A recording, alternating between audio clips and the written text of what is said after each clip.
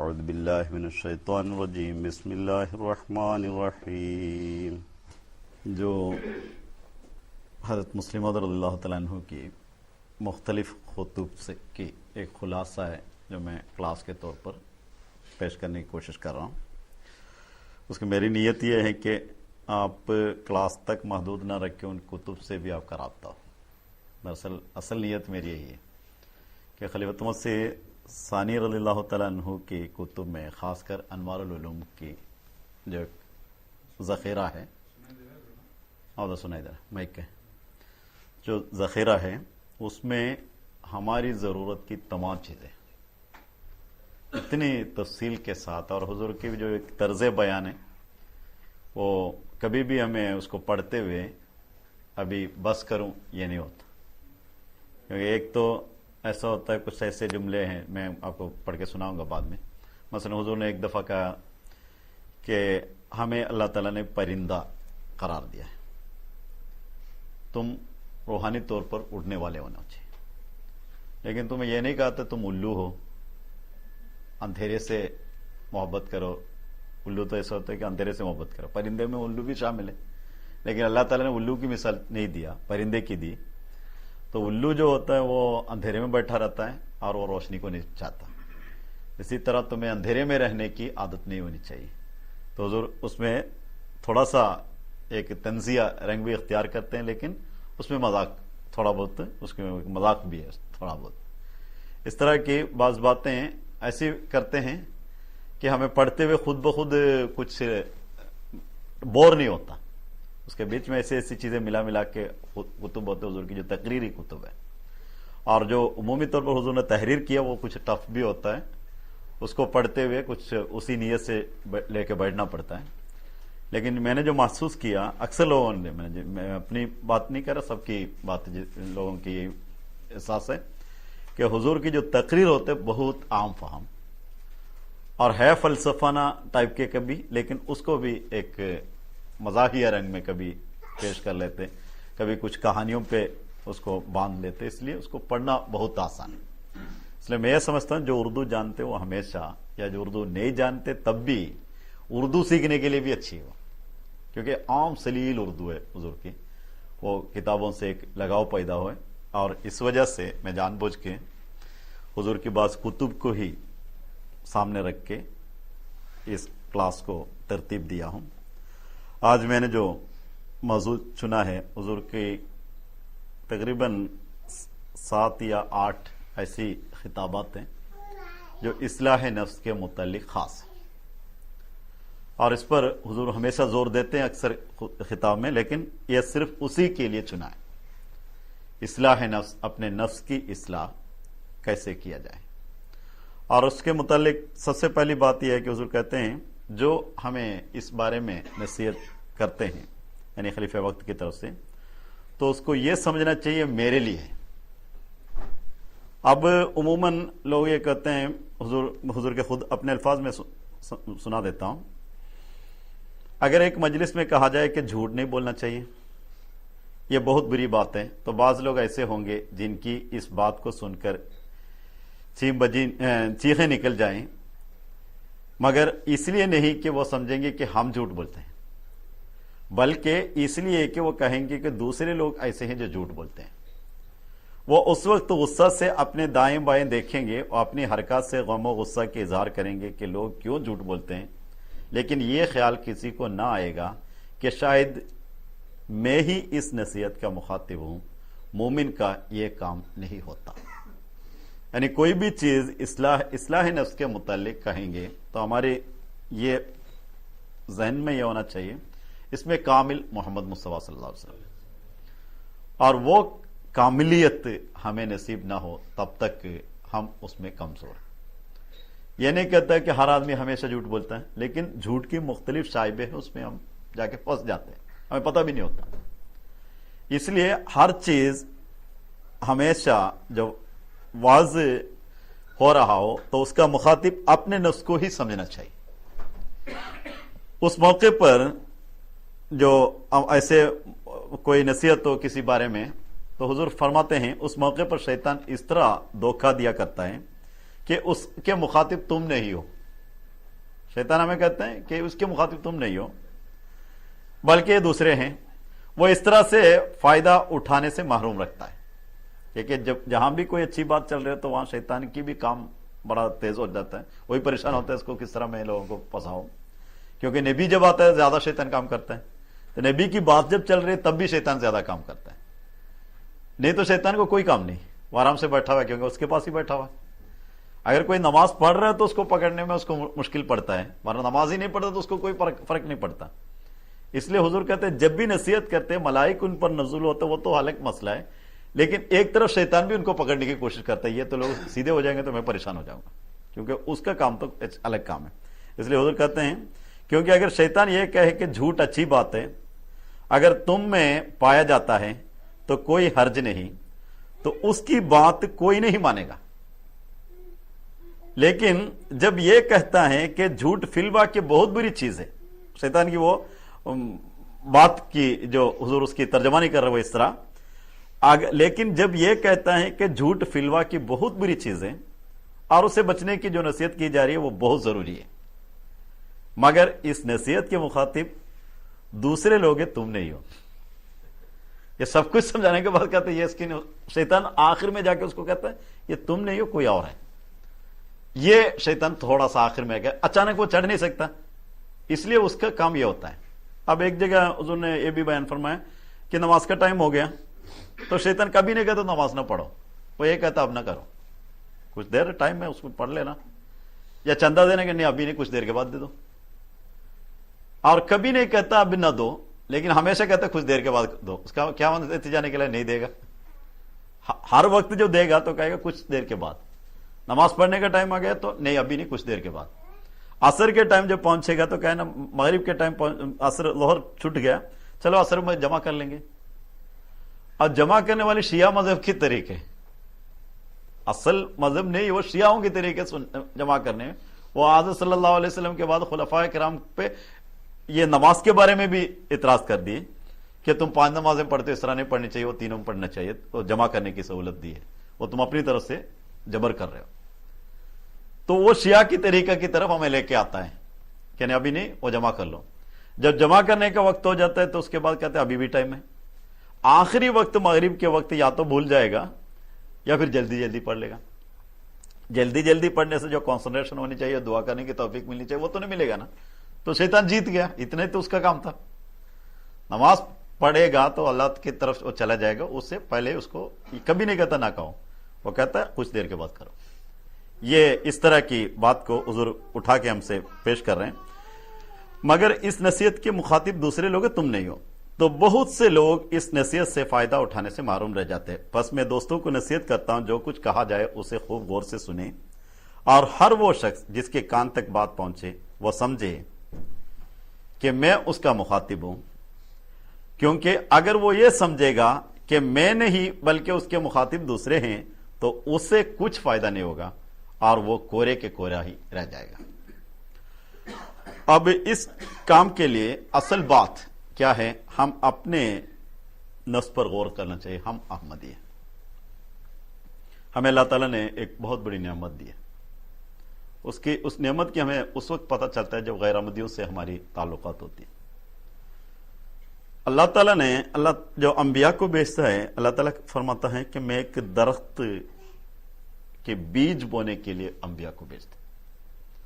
तो मसीह मौद अलैहिस्सलाम ने अपने इल्हाम के जरिए भी यही तशरीह की, मैं एक बीज बोने के लिए आया, तुखम रेजी के लिए आया हूं। सो वो बोया गया। अब मसीह अलैहिस्सलाम जब बीज बोने के बाद वो जब ऊपर उठता है, कॉम्प्लेंट निकल आता है, वो एक दरख्त के पूरी शक्ल नहीं बनता, उससे पहले आप वफात पाते हैं। यह खलीफतुल मसीह सानी का तजज़िया है इस बारे में, जमात के बारे में। उसके बाद खुलफा के जमाने में उसको तरक्की होती है। हर जमाने में आहिस्ता आहिस्ता रफ्ता रफ्ता खुलफा ने हाथ पकड़ पकड़ कर ऊपर लाते। अब एक छोटी सी बात, कुछ देर हम पहले बात कर रहे थे कि अब जमात में हर जगह इमारत का निजाम है, हमें पता है। लेकिन यही निजाम खलीफतुल मसीह सानी जब शुरू किया था तो उस वक्त 2 ही जमात में शुरू किया था। एक तो लाहौर था, दूसरा मेरे ख्याल में फिरोजपुर है। اور وہاں سب سے پہلے عمارت کا نظام حضور نے خود نے کیا، مشورہ پوچھا لوگوں سے، کیا یہ نظام قائم کر کے آپ کو فائدہ ہوگا؟ تو لاہور والوں نے کہا دیا ہمیں فائدہ ہوگا، تو ان کو اس نظام کو قائم کیا۔ اس کے بعد پھر فیروز پور والے اس کو دیکھ کے پھر انہوں نے بھی مطالبہ کیا، ان کو بھی دیا، اور 2-3 سال تک حضور نے یہ اجازت دی تھی کسی کو عمارت کی ضرورت ہے مجھے لکھ دے، درخواست لے دے، پھر میں ان کو عمارت کی حکم دے دوں۔ لیکن آج پوری دنیا عمارت کی انڈر ہے، اس کے باہر کہیں نہیں۔ تو یہ آہستہ آہستہ جب خلیفہ وقت کی طرف سے کوئی بھی بات آتی ہے تو جماعت جو درخت جیسے بڑھتے ہیں اس کے مطابق اس کی پرورش ہوتی ہے، اس کے مطابق اس کا کھاد دیا جاتا ہے، اس کے مطابق اس کو جو وائرس سے دوسری جو بیماریاں آتی ہے کھیتوں میں اس کو اور کیڑے مکوڑوں سے اسے بچانا ہوتا ہے، تو اس وقت ایسی ایسی باتیں کرتے ہیں۔ تو یہ باتیں جو بیسک ہے جو خلیفۃ المسیح ثانی آگے کرتے ہیں، آج کل اس سے بہت جماعت آگے جا چکی ہے، تو جب بھی ہم ان باتوں کو غور کرتے ہیں تو وہ پرانی ہے لیکن وہ بیسک ہے۔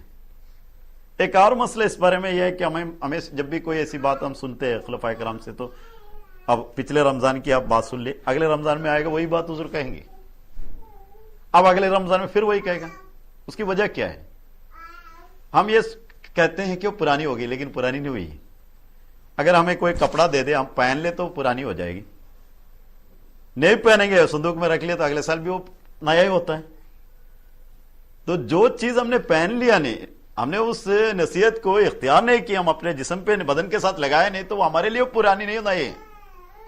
تو خلیفۃ المسیح ثانی نے ایک دفعہ ایسی مثال دیتے ہوئے فرمایا تم اپنے ضد میں قائم رہو کہ میں نے کرنی، میری بات سننی ہے، تم نے کرنی نہیں، لیکن میں بھی اپنی ضد میں قائم رہوں گا، میں یہ بات کرتے ہی رہنا تمہیں، جب تک تم پہنو گے نہیں تب تک میں تمہیں دیتا ہی رہوں گا، یہی دیتا رہوں گا، اور میں بھی مستقل مزاجی سے قائم رہوں گا، تم بھی مستقل مزاجی سے قائم رہو گے، لیکن میں یہ تمہیں نصیحت کرتا ہوں، حضور نے فرمایا تمہارے لیے بہتر یہ ہے کہ تم اپنی استقلال چھوڑ دو، میرے استقلال کے ساتھ آ جاؤ، یعنی میں اس پہ عمل نہیں کروں گا، یہ نہ کرو، تم اس سے چھوڑ دو، میں تمہیں کہتا ہوں، میں جو بات تمہیں کہتا ہوں وہ پرانی نہیں ہے تمہارے لیے، جب تک عمل نہ ہو تب تک وہ پرانی نہیں ہوتی، وہ نئی بات ہوتی ہے۔ جتنی بھی باتیں ہمیں آ جاتی ہیں اس کو عملی جامہ نہ پہنے تو پھر وہ کسی کام کا نہیں ہو، اس لیے ہمیشہ اپنے نفس پر غور کرنا چاہیے۔ اور دوسری بات یہ ہے کہ ہم احمدی جو ہوئے ہیں اس درخت کو تو بویا گیا، اب وہ درخت بڑھتا چلا جائے گا، چھوٹا سا ہے لیکن وہ بڑھتا چلا جائے گا، اور وہ پوری درخت بن جائے اور درخت کے جو مفاد ہے وہ نہ مل جائے تو اس اگر کوئی بیج بویا جائے وہ تھوڑا سا اگ بھی جائے، وہ سوکھ جائے تو اس کا کوئی فائدہ نہیں۔ اسی طرح آپ دیکھ لے ہمارے گھر میں جماعت احمدیہ کی اصل بیج بویا گیا ہے، یہ تو واقعی بویا گیا، واقعی وہی ہے، لیکن وہ درخت بڑھ رہا ہے یا سوکھ رہا ہے؟ اگر سوکھ رہا ہے کبھی یہ بھی ہو سکتا ہے کہ وہ بیج کسی کام کا نہیں رہے، تو کوئی فائدہ ہمارے لیے نہیں ہوا۔ اب ہم بیعت کیے، جماعت میں آگے، ہمیں سے اسے نقصان تو زیادہ ہے کیونکہ ہمیں دنیاوی جو ایک فائدے ملتے وہ بھی نہیں ملا۔ ایک چھوٹی سی بات میں آپ کو بتاؤں کہ خلیفۃ المسیح ثانی رضی اللہ تعالیٰ عنہ جب آپ کی بیویوں کی جب ام طاہر کی باری ہوتی تھی آپ کے ساتھ رات کی، تو ام طاہر حضور جو آپ کی سیرت پہ ملک صلاح الدین صاحب میں رضی اللہ تعالیٰ میں رضی اللہ عنہ ایسے کہا تھا، صحابی نے، ملک صلاح الدین صاحب ایم اے نے ایک کتاب لکھی ہے سیرت اصحاب احمد بھی ہیں اور تابعین اصحاب احمد بھی ہیں۔ تابعین اصحاب احمد میں سیدہ مریم بیگم رضی اللہ تعالیٰ عنہ کی ایک جلد ہے، اس میں انہوں نے لکھا کہ جب حضور رات کو سونے کے لیے آتے بہت ٹائم لگتے ہیں، بس اوقات حضور اپنے کمرے میں پورا بند رہتے ہیں اور جماعت کی کتابیں لکھتے ہیں، کبھی کسی بارے میں سوچتے رہتے ہیں، کبھی روتے رہتے ہیں، کبھی نماز پڑھتے پھر بیٹھ جاتے ہیں، تو اس کمرے میں کوئی داخل ہونا حضور اپنے لیے ڈسٹربنس سمجھتے تھے۔ ایسے وقت میں ان کی اہلیہ باہر ایک چیئر پر، یعنی ہماری خلیفۃ المسیح رابع رحمہ اللہ کی ماں سیدہ مریم بیگم رضی اللہ تعالیٰ عنہ باہر ایک چیئر پر بیٹھ جاتی، اور اس کے بعد دعا میں لگ جاتے ہیں، حضور کے لیے دعائیں کرتے رہتے ہیں اور درود شریف میں لگ جاتے ہیں، کبھی نہیں سوتی جب تک حضور نہ آئے۔ بس اوقات ایسا بھی ہو جاتا تھا کہ صبح ہو جاتا، آپ بھی نہیں سوتے تھے، حضور بھی نہیں سوتے۔ تو یہ ایک عالم ہے جو جماعت احمدیہ کی محبت میاں بیوی کے بیچ میں ہوتا ہے۔ ایک طرف اس وجہ سے خلیفہ وہابی رحمہ اللہ جیسے وجود بنا، یہ اچانک نہیں بنتا، یہ دونوں طرف سے جب وہ دینی ربط ہو تب وہ بنتا ہے، ایک طرف نہیں ہوتا وہ۔ ہم یہ کہتے ہیں کہ بڑے بڑے لوگ ہوتے ہیں، ظفر اللہ خان صاحب، ان کی ماں میری والدہ، آپ کتاب پڑھ لیں تو پتہ چل جائے کہ کیوں ظفر اللہ خان بنے۔ غلام رسول صاحب راجگیر رضی اللہ تعالیٰ نے کتاب پڑھتے تو ہم آیت قدسی پڑھتے تو آپ کو الہام ہوتا ہے، آپ کو ہمیشہ کشف ہوتا ہے۔ جب آیت القدسی کے ایک حصہ نکال دے جو اللہ تعالیٰ نے ان کو بتایا، جو رویا ہوا، جو کشف ہوا، اس کو نکال دے تو پھر آیت قدسی بالکل چھوٹی ہو جاتی ہے۔ وہ پورے کے پورے الہام اور رویا پر مشتمل ہے کتاب، اور آپ نے جو خود واقعات لکھے وہ بہت کم ہے، وہ سارے کے سارے اللہ کی طرف سے ایک گائیڈنس ان کے ساتھ چلتی رہتے ہیں۔ جب وہ پڑھتے تھے ہم سمجھتے ہیں اللہ تعالیٰ کے ایسے ولی بھی ہوتے ہیں، ان کے اپنا مجاہدہ ہے ساتھ، لیکن ان کی والداؤں کی یہ عادت تھی جب دودھ دیتی ہیں تو پہلے وضو کر لیتے، پھر دعا کر کے دودھ دیتی تھی۔ جو دودھ وہ گٹلی میں ہی دے دیا، دعا دے دیا تو پھر وہ ایسے ہی بنے گا۔ تو ہمیشہ احمدیت نے جو ایک پیدا کیا وہ ہمارے اندر نہ ہو تو ہمیں احمدی ہونے سے کوئی فائدہ نہیں ملے۔ دراصل احمدیت کی وہ ایک روحانی حالت ہے، اور اس کے ساتھ ساتھ ہماری جسمانی بھی اور سویلائزیشن بھی، اور اس کے ساتھ ہماری باقی جو دنیا کے ساتھ جو تعلقات بھی، اور اس کے ساتھ ہمارے دل کی تسکین بھی ہوتی ہے۔ اگر دنیاوی طور پر کوئی چیز مل جائے، مثلا ہمارے تمام رہائش کی بڑی اچھی سہولت ہو، کپڑے ایسے ہو کہ ہر روز ہمیں بدلنے کی ضرورت نہیں پڑے، ہمیشہ ایک ہی اسی طرح، یعنی کبھی ایک پہننے کی ضرورت ہی نہیں پڑے، اور ہماری باقی تمام جو سہولتیں سب کچھ ہے، لیکن یہ سب کچھ ہونے والے لوگ دنیا میں موجود ہیں، کیا وہ امن پہ ہے؟ یہ سب کچھ ملنے والے۔ میں نے ایک ابھی حال ہی میں، یعنی 1-2 سال پہلے، ایک حاکم کا جو عورت ہے، وہ جب ایک ملک میں اس کی زیارت تھی، اسے آنا تھا وہاں، اس کے وزٹ تھا، وزٹ آتے ہوئے اس کے لیے جو استعمال کرتے وہ جو ٹسپون ہے، ٹیبل جو ٹسپون ہوتا ہے وہ بھی سونے کا بنایا ہوا تھا تاکہ اس کی اعزاز ہو۔ اب ہم ایک اسٹیل کے سپون میں بھی کھا لیتے، کبھی ہاتھ سے اٹھا کے کھا لیتے، سونے میں بھی کھا لیتے، کھانا تو ایک ہی ہے، لیکن اس سے کیا اس کو آرام ملتا ہے، کچھ امن ملتا ہے؟ امن تو دل کا تسکین ہے۔ اس تسکین کے لیے اللہ تعالیٰ نے ایک درخت، ایک بیج بویا ہے، اس درخت کے حصے بن جائیں گے تو ہمیں دل کی تسکین ملے گا۔ اور تسکین ملنے والے ہزاروں لوگ موجود ہیں، ایک نہیں ہزاروں لوگ موجود ہیں جماعت احمدیہ میں، اور ان لوگوں کی کہانیاں اور قصے وغیرہ نہیں، وہ ایک زندہ شہادت ہے، اور وہ ہمیں نہ مل جائے تو ہمیں ایک تڑپ ہونی چاہیے دل میں ہمیشہ میں کیوں ایسا ہوں، لیکن مجھے ہونا وہ چاہیے تھا۔ یہ تڑپ ہمارے دل میں ہو اور دعائیں ساتھ ہو تو سب کچھ ہو جاتا ہے۔ تو مسیح موعود علیہ الصلوۃ والسلام نے جو بیج بویا ہے، اس بیج اپنے قالب پر آ گیا اور وہ درخت بن کے اس سے جو فائدہ پرانے صحابہ میں تھا، جو ہم خلیفۃ المسیح کی خطبات سنتے ہیں صحابہ کی سیرت پر، تو وہ ہمارے اندر بھی حضور لانا چاہتے ہیں، تبھی تو وہ سیرت صحابہ پر حضور نے خطبہ شروع کیا۔ وہاں تک ہم پہنچنے کے لیے ہمیں دعائیں کرنی چاہیے اور اسی کے لیے کوشش کرنی چاہیے۔ باقی زندگی صرف کوشش اور دعا بھی اس طرح ہونی چاہیے دونوں ایک جیسے ہو۔ کوشش کچھ الگ کرتے رہیں اور دعا کچھ اور کرتے رہے تو پھر دو طرف چلا جائے گا، ایک طرف نہیں جائے گا اور زیادہ پریشان ہو جائے گا، اس لیے اس کے ساتھ رہنا چاہیے۔ تو ابراہیمی سنت ایک ہے۔ ابراہیم علیہ السلام نے کو کہا گیا کہ تم قوم کو زندہ کرنا ہے، تو حضور وہ پوچھ رہے ہیں وَلَكِنْ لِيَطْمَئِنَّ قَلْبِي، میرے دل کو کیا تسکین ہوگا؟ اب قوم تو زندہ ہوگی لیکن مجھے بھی تو تسکین چاہیے۔ ابراہیم کو پتہ ہے اللہ تعالیٰ کی طرف سے وہی ہے، الہام ہے، تم پرندے پکڑو، اس طرح تمہیں زندہ ہوگا، سب کچھ ہوگا، لیکن کہتے ہیں کہ وَلَكِنْ لِيَطْمَئِنَّ قَلْبِي، میرے دل کو بھی تسکین ہونی چاہیے، نہ کہ دوسروں کو۔ اور اپنے دل کو تسکین نہ ہو تو پھر جماعت احمدیہ سے دوسروں کو تسکین دینے سے کوئی فائدہ نہیں۔ ہمیں خود ایسی تسکین ہونی چاہیے جیسے صحابہ کرام رضوان اللہ علیہم کو جو اللہ تعالیٰ نے تسکین دی تھی، وہی تسکین ہمارے اپنے دل میں ہونی چاہیے۔ اور دوسری بات، مومن کے دو کام ہوتا ہے، ایک کام خود تسکین پانا، اور جو ہمارے ساتھ رہتے ان کو بھی تسکین دلانا، ورنہ ہماری تسکین چلی جائے گی۔ جو ہمارے ساتھ رہتے ہیں ان کو بھی ساتھ رکھتے ہیں۔ آپ دیکھنا، آپ نشہ کرنے والے ہوتے ہیں، سگریٹ پینے والے یا کوئی بھی نشہ کرنے والے، وہ ساتھی جو ہوتا ہے اس کو بھی دے دیتا ہے کسی طرح، اور وہ دینے کی خلیفۃ مسیح ثانی رضی اللہ تعالیٰ نے ایک دفعہ فرمایا، یہ ان کی نیت یہ ہوتی ہے جہاں بھی جائے ان کو بھی مل جائے۔ انہوں نے کہا اس کے آخری تجزیہ میں نے کر کے دیکھا، وہ یہ ہے کہ جہاں بھی وہ جائے آرام سے پیے، آرام سے ان کو بھی مل جائے، اس لیے سب کو سکھاتا رہتا ہے۔ اسی طرح ایک نشہ ہمیں بھی ہونی چاہیے جو ہمارے ساتھی ہے۔ بس اوقات ہم جماعت کی کام کرتے ہیں، کوئی عہدے دار ہو یا کوئی اور کام کرتے ہیں، تو کچھ دیر کے بعد ہمیں یہ سوچ آتے ہیں ہم کیا کیا مصیبت اٹھاتے رہتے ہیں، لوگ کوئی نہیں ہوتا، ان کو بھی نہیں توجہ ہوتے۔ لیکن اگر ایسا ہو تو پھر ہم بھی خراب ہو جائیں گے۔ آپ کسی کی اصلاح کے پیچھے پڑے رہے تو آپ کی اصلاح تو ساتھ رہے گا نا۔ آپ تو اس کے لیے پرفیکٹ ماڈل نہ ہو تو پھر اس سے کچھ کہہ نہیں سکے گا۔ اس لیے یہ دونوں کام، بعض لوگ ہوتے ہیں اپنے اندر سب کام طے کر لیتے، دوسرے کی کوئی پرواہ نہیں ہمیں، لیکن یہ لوگ اب اس پر قائم نہیں رہ سکتے۔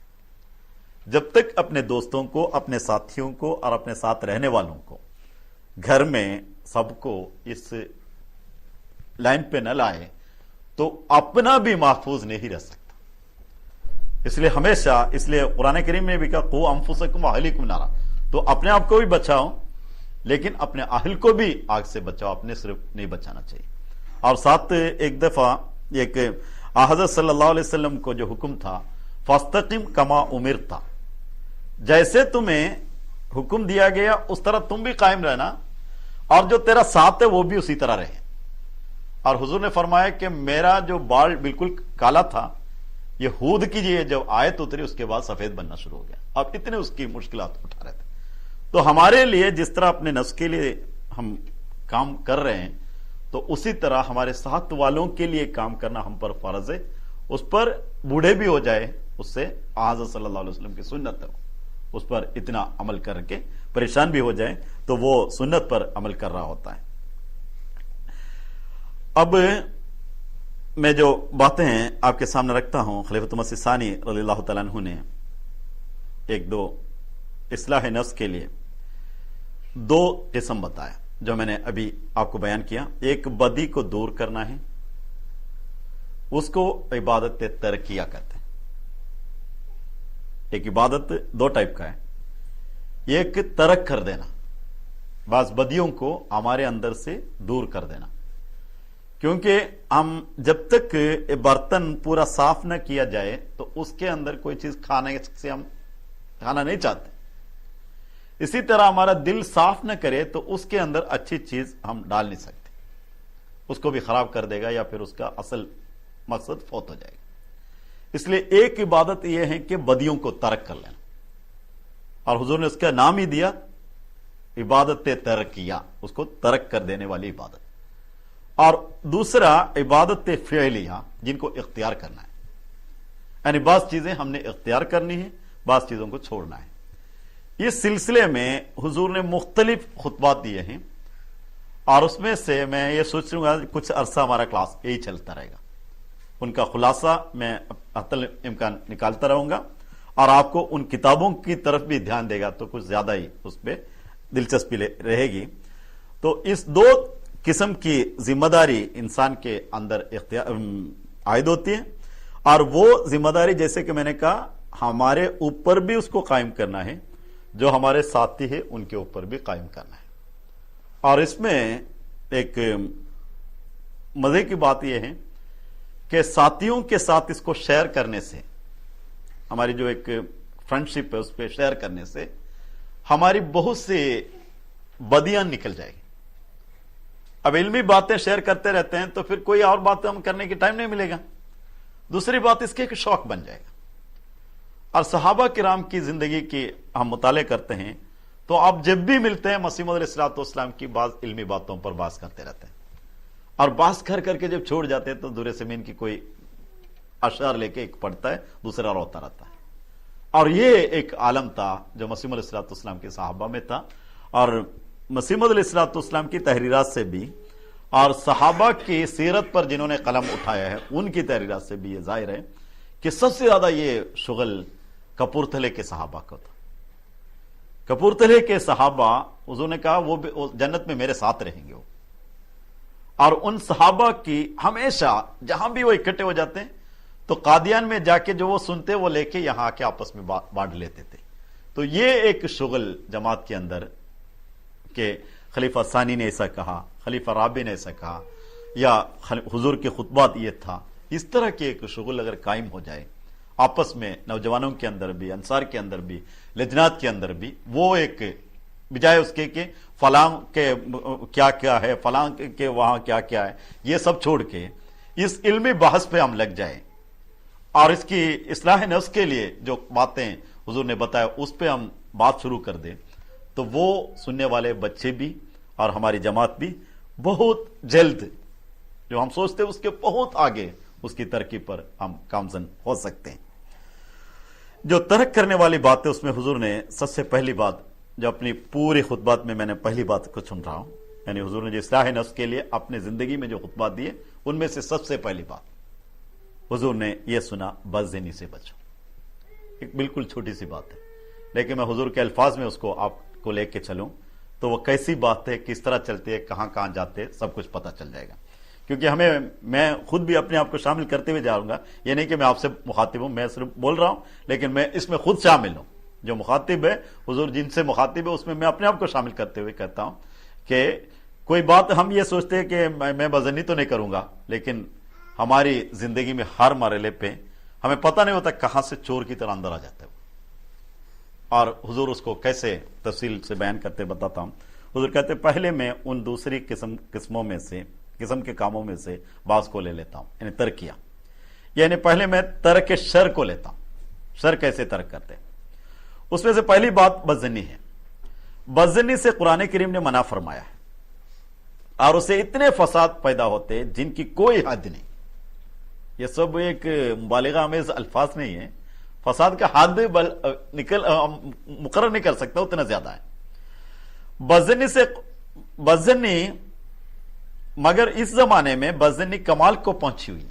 یہ حضور کسی زمانے میں کہہ رہے، لیکن ابھی تو اس کے 100 گنا ہو گیا، کیونکہ یہ تو مسیح علیہ الصلوۃ والسلام کی 30 سال کے بعد آپ نے یہ خطاب دیا تھا، تقریباً یعنی 20 سال کے مسیح موعود کے آنے کے بعد 30 سال ہوا تھا، یعنی حضور کی خلافت پہ 2 سال گزرا تھا اس وقت تھا، لیکن ابھی تو اس سے بہت آگے پہنچ چکا ہے۔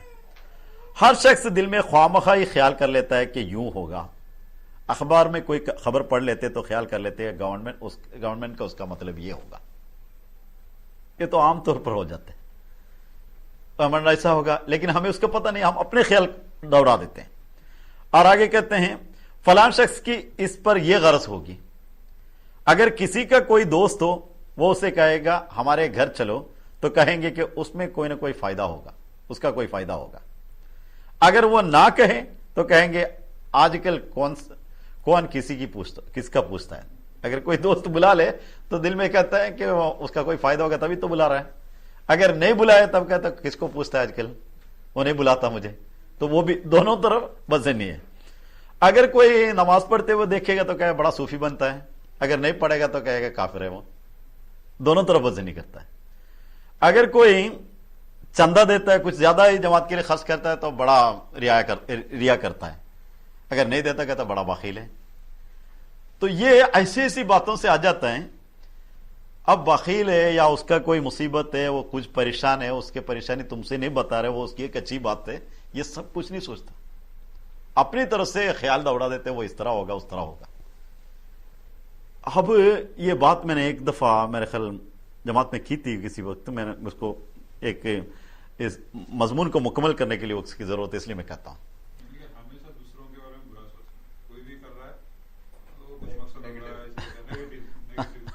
تو ایک دفعہ ایک آدمی جو اسٹیفن جس کا نام ہے، ایک بہت بڑے سائنٹسٹ ہے اس کے سائیکولوجی پہ، اور دوسرا جو جنرل اخلاقیات پر اس نے بہت سی کتابیں لکھی ہیں، تو اس نے اپنے ایک انسیڈنٹ جو اس کے ساتھ ہوا اس کو شیئر کیا ہمارے ساتھ۔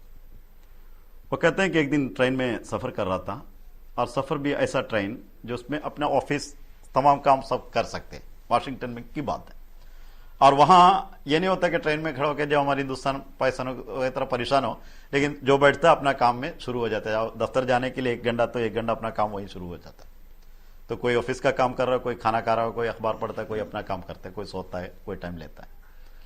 تو ایک آدمی نے 3 بچوں کو لے کے وہاں چڑھ گیا، اور اس کے بعد وہ ان بچوں کو چھوڑ کے وہ کسی طرح منہ کر کے بیٹھا ہوا تھا، اور یہ بچوں نے اتنے ٹائم میں سب کے کسی کا اخبار کھینچ لیا، کسی کا کاغذ کھینچ لیا، کسی کا کھانا گرا دیا، وہ 10-15 منٹ میں وہاں قیامت برپا کر دی۔ تو اسٹیفن کہتے ہیں کہ میں نے کہا اس آدمی سے، کیا تمہارا دماغ خراب تو نہیں ہے؟ بچوں کو کھلا چھوڑ کے اتنے لوگوں کو پریشان کر رہے، تم باہر دے کے بیٹھا ہوا۔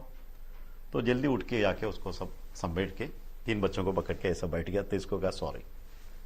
تو پھر اور چڑھا ان کو غصہ، اتنے لوگوں کو پریشان کر کے تم مجھے سوری کہہ کے بیٹھے ہو آرام سے، میں کوئی فرق نہیں پڑتا۔ تو اس نے کہا بات یہ ہے کہ میں آپ سے معافی چاہتا ہوں، ہر ایک سے معافی چاہنے کی میرے دل تو چاہتا ہے، لیکن میرے ابھی وہ ذہنی کیفیت نہیں۔ میری بیوی وفات پا گئی، اس کو دفن کر کے میں اپنے بچوں کو لے کے کہیں جا رہا ہوں، اب یہ سوچ رہا ہوں ان بچوں کو کیا کروں۔ تو انسان جب غلطی کرتا ہے تو کوئی نہ کوئی وجہ ہوتا ہے، اس کی اپنی سرکمسٹنس ہوتا ہے، اس کی علم ہوتا ہے، اس کی پریشانیاں ہوتی ہے، یہ سب ہمیں نہیں پتا ہوتا، ہم اپنی طرف سے خیال دوڑا دیتے، بزنیم پہ اتر آتے۔ وہ آدمی خود پریشان ہے، ہم اپنے اس پریشانی کو ہم نہیں جانتے، ہم خود اپنے ایمان کو خراب کر رہا ہوتا ہے، ہمیں کوئی اس سے فائدہ نہیں ملتا، اور ہر بات اس کی نیگیٹو کیا ہے اس پر ہماری سوچ دوڑتا رہتا ہے۔ تو ہمیشہ ان بزنیوں سے ہمیشہ بچتے رہنا چاہیے۔ اس کے حضور کی اپنی تشریح کی طرف میں واپس لوٹتا ہوں۔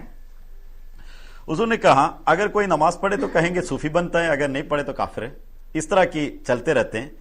اگر کوئی کسی سے ہمدردی کرتا ہے تو کہیں گے اس کی کوئی نہ کوئی غرض ہوگی، اگر نہیں کرتا تو کہتا خون اتنا سفید ہو گیا لوگوں کا کہ کوئی ہمدردی نہیں ہے۔ غرض جو کوئی بھی کام کرے اس کا بد پہلو ہی نکالیں گے، جو نیگیٹو سوچیں گے، کوئی بھی کام کرے گا اس کا بد پہلو نکالنا، یہ ہے بدزنی کی جڑ، جہاں سے شروع ہوتی ہے۔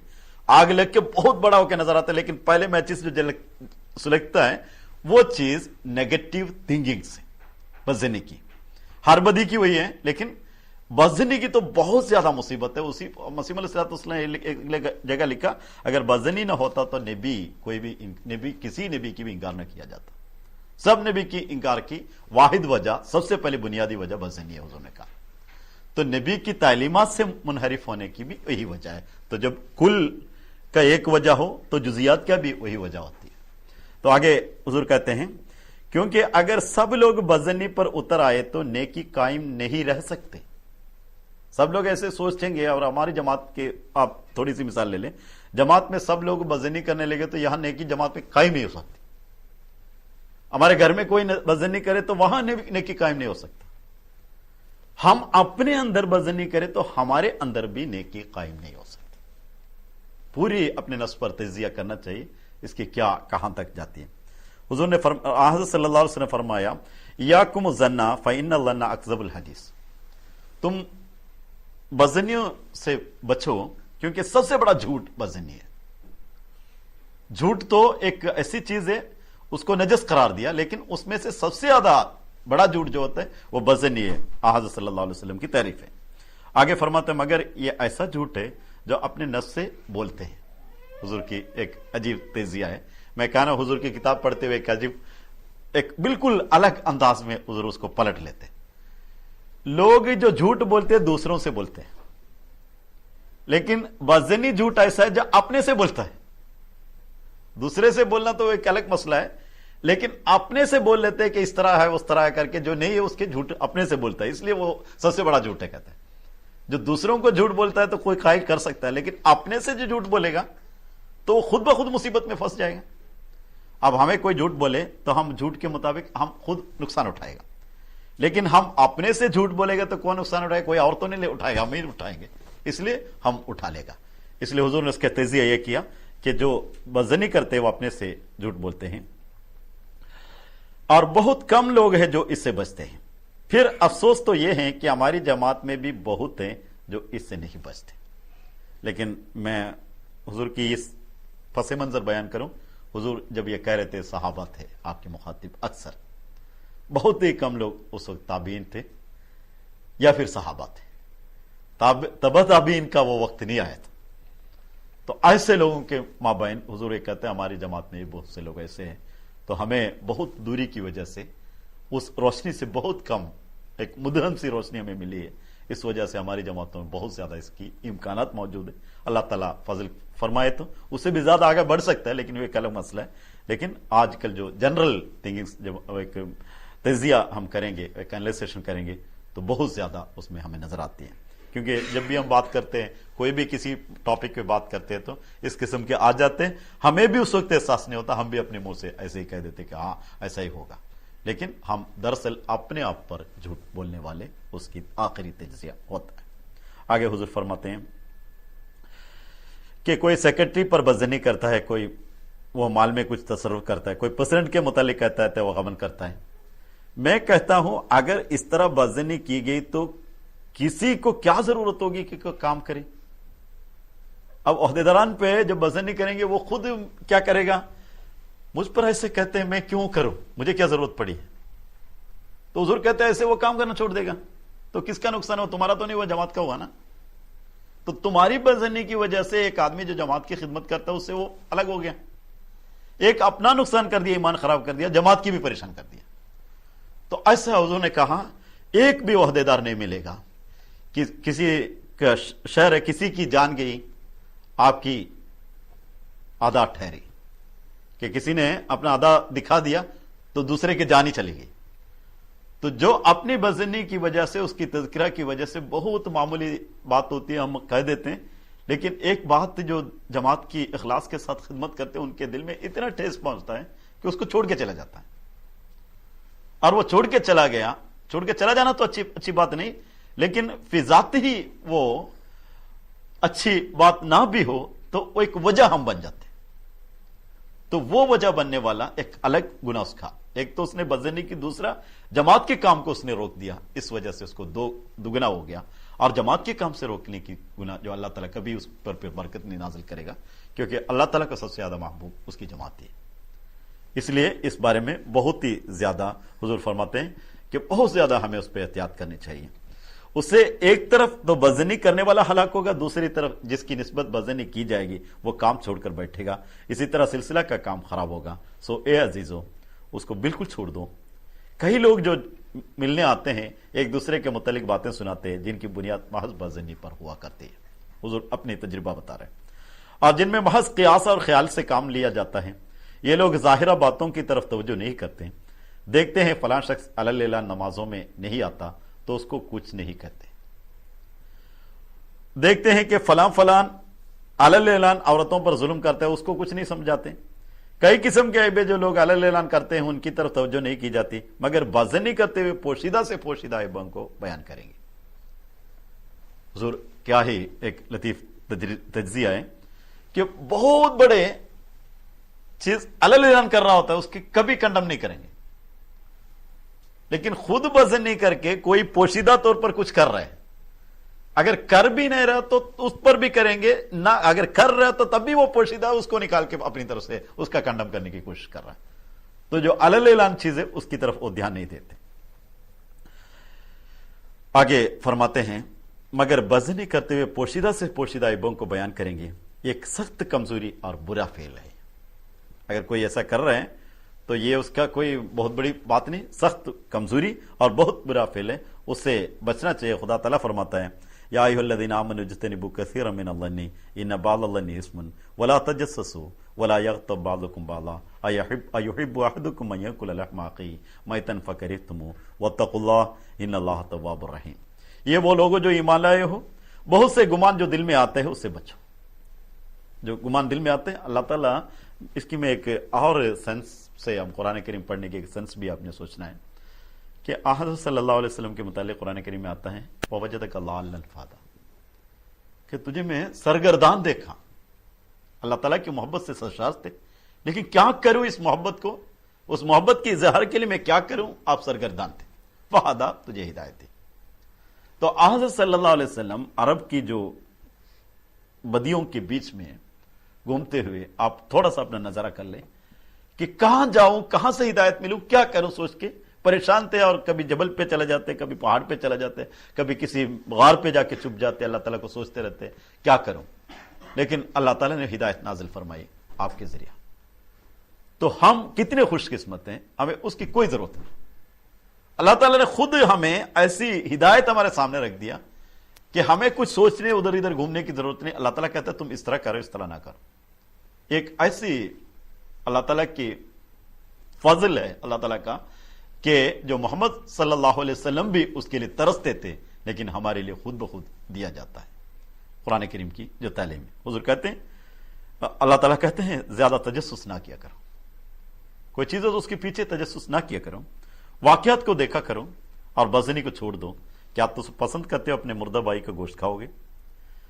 بس اس سے الگ رہو اور اللہ کا تقوی اختیار کرو. بے شک توبہ کرنے والوں کو توبہ قبول کرنے والا رحیم ہے خدا, اس کی توبہ قبول کرتا ہے. ایک بات جو کہی گئی کہ مردہ گوشت کھانا, دو باتیں ہیں. ایک تو مردہ خود ڈیفنس کی طاقت نہیں رکھتا, جو نہیں ہے اس کے بارے میں ہم غیبت کریں گے تو اس کی ڈیفنس کی طاقت وہ نہیں رکھتا مردے کی حیثیت سے. جو مردہ ہے وہ کچھ نہیں کر سکتا, اس کا گوشت اگر کھا رہے تو کچھ نہیں کر سکتا. دوسری بات وہ اتنی مکروہ ہے کہ کوئی جاندار وہ کرتا نہیں. کوئی بھی جاندار اپنے ہم جنس کا گوشت نہیں کھاتا. صرف اگر کوئی کھاتا ہے تو اتنی, اب گدھ ہے جو دوسروں کا گوشت تو کھا لیتا ہے, لیکن تب بھی گدھ کی گوشت وہ نہیں کھاتا.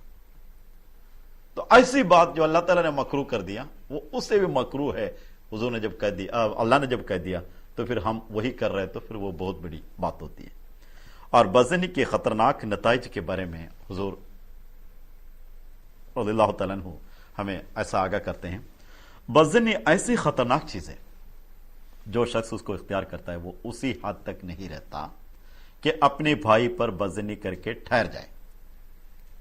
بڑے غور سے سننے والی باتیں, بلکہ وہ ترقی کرتے کرتے اس حد تک پہنچ جاتے کہ آخر اللہ تعالیٰ پر بھی بزنی کرتا ہے.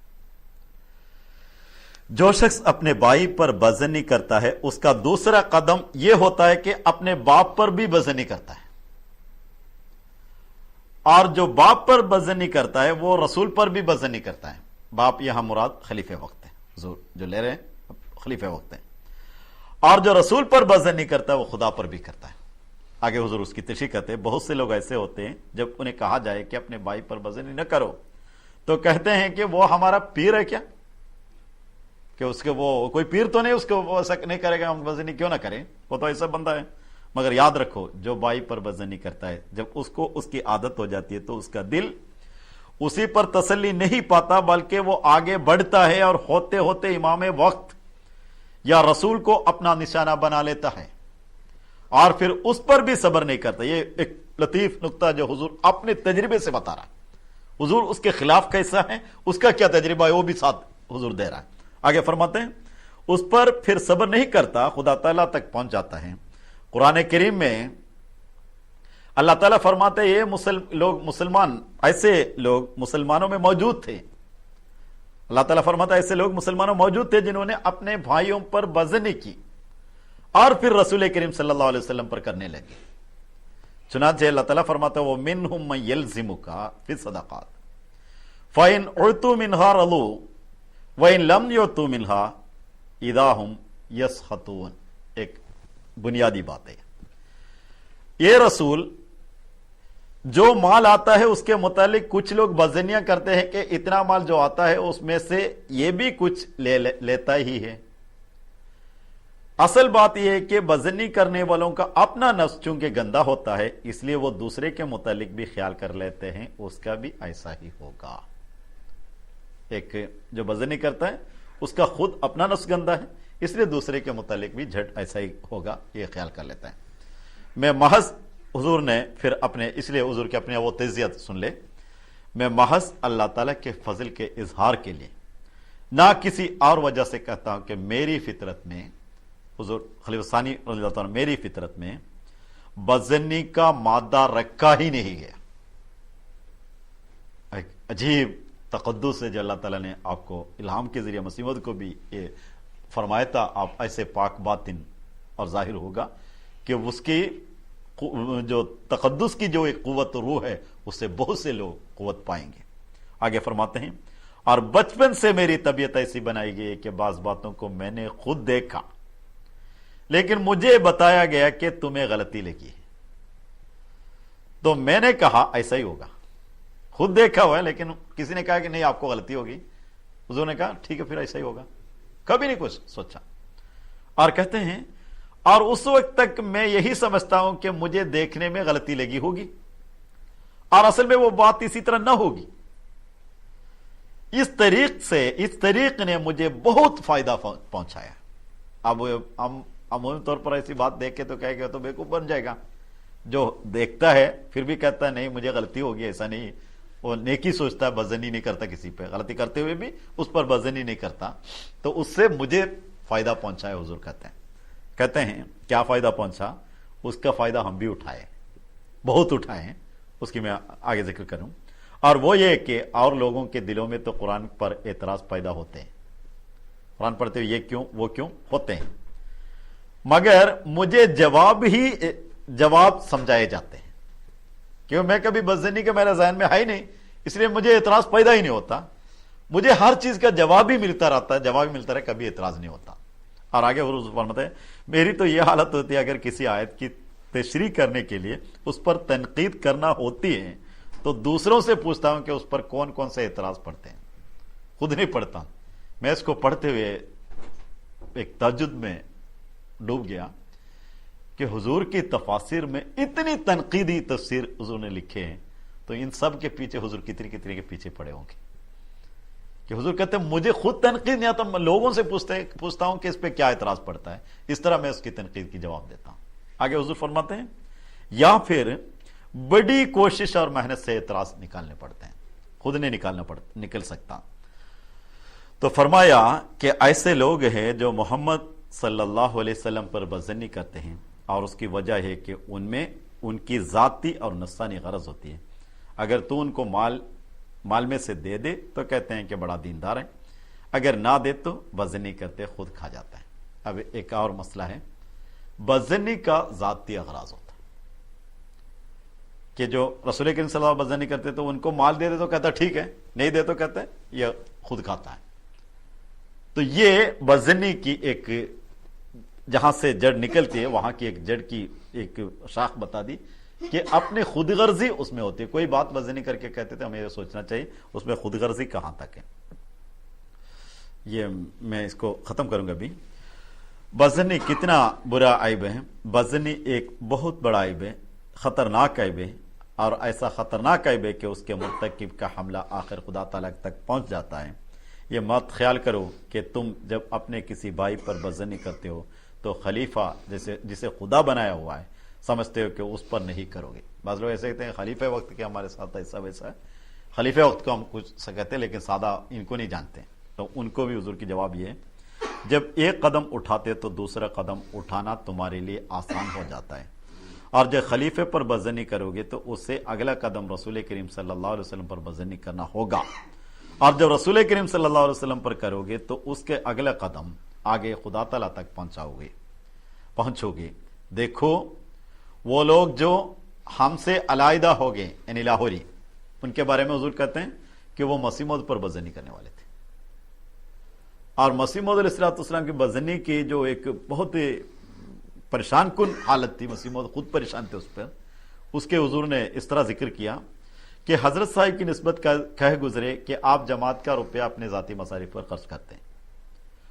حضرت صاحب کو آخری وقت میں یہ بات معلوم بھی ہو گئی اور آپ نے مجھے فرمایا, کیا ایک عالم دیکھ لے, اپنے بیٹے کو بلا کے جماعت کی ایسی پریشان کن حالت کو بیان کر رہے ہیں. حضور کہتے ہیں خیال کرتے ہیں کہ لنگر کے لیے, آخر میں مجھے فرمایا کہ یہ لوگ خیال کرتے ہیں کہ لنگر کے لیے جو روپیہ آتا ہے اسے میں اپنی ذاتی مصارف میں خرچ کر لیتا ہوں, مگر ان کو معلوم نہیں کہ لوگ جو میرے لیے نظروں کا روپیہ لاتے ہیں میں تو اس میں سے بھی لنگر کے لیے خرچ کرتا ہوں. حضور اپنے لیے کوئی دیتے تو اس کو بھی لنگر کے لیے خرچ کرتے, لیکن جو بدظنی کرنے والے یہ کہتے تھے کہ جو لنگر کے لیے آتا ہے اس کو حضور اپنے پر خرچ کرتا ہے. چنانچہ میں آپ کے منی آرڈر لایا کرتا تھا, حضور اپنی بات کر رہے ہیں, اور مجھے خوب معلوم کہ لنگر کا روپیہ بہت تھوڑا آیا کرتا تھا, اور اتنا تھوڑا آیا کرتا تھا کہ اس سے خرچ نہ چل سکتا تھا. اور اس کے بعد حضور بہت ہی درد کے ساتھ مسیح علیہ السلام نے فرمایا جب میں ان کے سپرد کروں تو یہ لنگر چلے گئے، کیونکہ جو میں اپنی طرف سے جس طرح بھی کرتا ہوں وہ نہیں کر پائیں گے. آخر ہوا وہی، جب ان کے سپرد آخر میں کیا گیا تو لنگر چل نہیں سکا تھا. وہ پریشان ہوتے تھے، وہ اس کو لنگر چلانا مشکل ہے، یہ ہم بند کر دے، وہی اس حالت میں پہنچ گیا تھا. جبکہ حضور اپنے بیوی کی امہات المومنین کی زیور بھی لے کے گروی رکھ کے دے دیتے تھے. یہ لوگ کہاں دیں گے؟ ایسے آدمی پر بھی بزنی، میں اس لیے یہ بات کر رہا ہوں کہ ایسے آدمی پر بھی بڑے چھوٹی کے عالم ہونے کے باوجود بھی بزنی کرنا ان کو وہاں تک پہنچا دیا کہ جماعت کے ساتھ، خلافت کے ساتھ کوئی تعلق نہیں، نکل گیا. تو ایک ایسے اکذب الحدیث ہے جو اپنے اوپر جھوٹ بولنے والے ہوتے ہیں، اپنے خلاف اپنے سے جھوٹ بولنے والے ہوتے ہیں، پھر آخر میں وہ جھوٹوں کے ساتھ ہی شامل ہونا پڑتا ہے، ان کو سچوں کے ساتھ ان کا تعلق نہیں ہوتا. انشاءاللہ باقی بھی باتیں ہیں، بعد میں اس کو بیان کروں گا انشاءاللہ. اگلے اسی دن جب میں یہاں ہوں گا تو اسی دن ہوگی باقی باتیں. اللہ تعالیٰ ہمیں توفیق عطا فرمائے کہ مسیح موعود علیہ السلام نے جو درخت ہمارے دلوں میں لگایا ہے اس کو ہمیشہ ایک ایسا تناور درخت بن جائے جو ہمارے نفس اس کے سائے میں ہو، اور جو ہمارے ساتھ رہتے وہ بھی اس کے سائے میں ہو، اور ہم کل حضرت مسیح علیہ السلام کے